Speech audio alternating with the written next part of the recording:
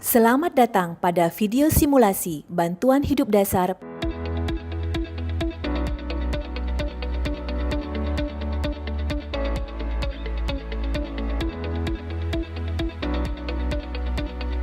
kasus kematian akibat henti jantung atau sudden cardiac death merupakan pembunuh nomor 1 di dunia. Penyakit tersebut menyerang secara tiba-tiba dan bisa mengakibatkan kematian apabila tidak dilakukan tindakan dengan segera. Penelitian menunjukkan 80% kasus henti jantung mendadak disebabkan oleh masalah pada koroner, 10-15% disebabkan oleh gagal jantung, 5-10% akibat penyakit jantung bawaan atau masalah pada kelistrikan jantung. 10 menit adalah waktu maksimal untuk menolong seseorang dengan henti jantung agar dapat tertolong. Aspek dasar pertolongan pada henti jantung adalah bantuan hidup dasar atau BHD, dimulai dari DRS-CAB, yaitu Danger, Respond, Shout for Help, Circulation, Airway, dan Breathing. Danger.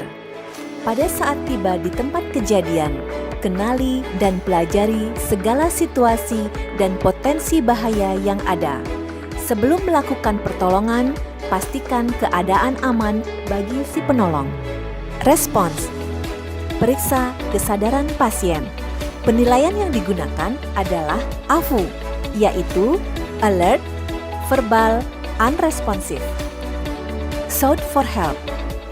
Saat pasien tidak memberikan respon setelah dilakukan pemeriksaan kesadaran, penolong meminta bantuan untuk menghubungi tim medis atau ambulan terdekat. Penelpon harus menjelaskan dengan detail tentang lokasi, kondisi pasien, dan pertolongan yang sedang dilakukan. Circulation. Penolong melakukan pengecekan sirkulasi dengan meraba arteri karotis kurang dari 10 detik. Gunakan bagian jari terluas, rasakan denyut nadi karotis di bagian lateral leher. Saat tidak dirasakan denyut nadi, lakukan tindakan resusitasi jantung. Pertama, penolong memastikan dada korban terbebas dari halangan seperti pakaian untuk meyakinkan penempatan tangan saat melakukan resusitasi jantung, yaitu di tengah-tengah tulang dada serta dapat melihat pengembangan atau recoil dada. Posisikan diri di samping pasien, lutut sejajar dengan bahu pasien untuk memudahkan pergerakan. Gunakan telapak tangan dominan sebagai tumpuan utama. Tangan satunya menumpuk di atasnya. Posisikan lengan dan bahu tegak lurus dengan dada pasien. Kekuatan untuk kompresi bertumpu pada bahu penolong. Lakukan resusitasi secara konstan dan gentle. Minimalkan intervensi selama melakukan resusitasi jantung. Lakukan RJP selama 2 menit dengan kecepatan 100-120 kali per menit dengan kedalaman 5-6 cm. Kompresi dilakukan 30 kali berbanding dengan 2 kali pemberian nafas dengan durasi selama kurang lebih 1-2 detik untuk tiap pemberian nafas. Pastikan dada mengembang untuk tiap pemberian bantuan nafas. Jika dalam pemeriksaan sirkulasi nadi teraba, lanjutkan dengan pemeriksaan airway dan breathing secara simultan. Periksa jalan nafas, lakukan juga pemeriksaan nafas dengan cara look, listen, and feel. Look, lihat pergerakan naik turunnya dada pasien.